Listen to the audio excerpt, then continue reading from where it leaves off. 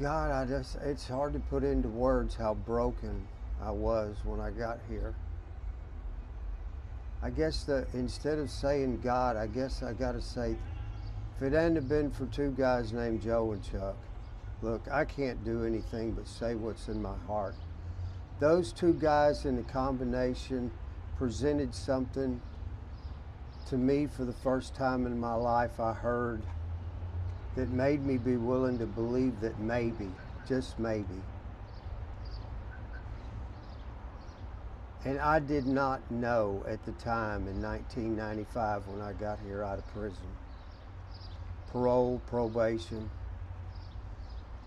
My life was just in shambles. I'd been living on the streets of Telephone Road for a long time with absolutely zero hope of ever having anything different. When I landed here, even against my own will, it wasn't my choice to come here. I was brought here in handcuffs and told to stay here or I was going back to jail and prison. So, of course, that was a little motivation. But hearing those two guys do group every day and talk about what God had done for them, what I know now is the God in them was touching the God that was in me that I did not believe was in me. And I started doing what they said they did. And it truly was the miraculous demonstration of the power of God in them on a daily basis that caused me to believe that maybe it could happen to me. So of course I started doing what they were doing.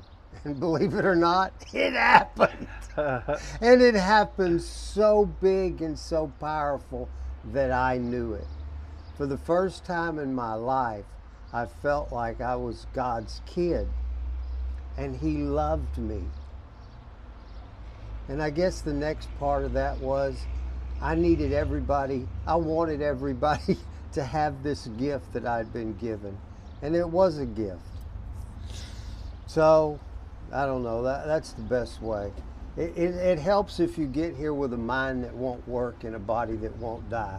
You just become willing to go, whatever. And it's truly a miracle what happens here. The love that you don't know is love at the time is surrounded by you.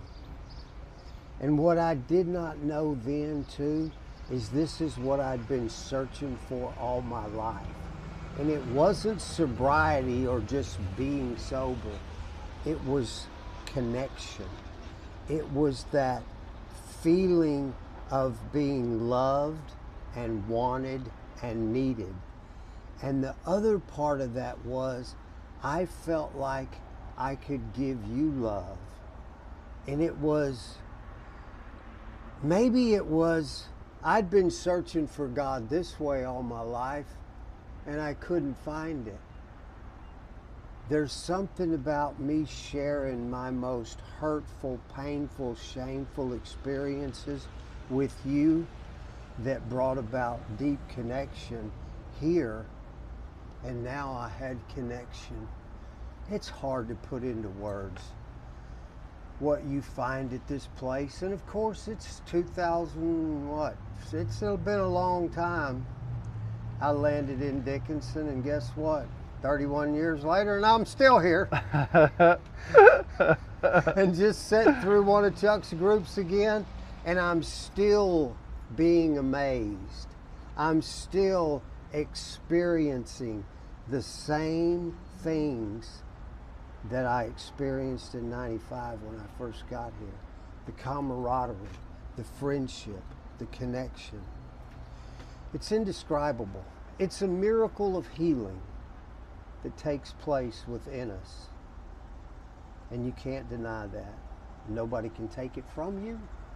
And it keeps growing over time. So I don't know. God, it's just impossible to put into words except love. That's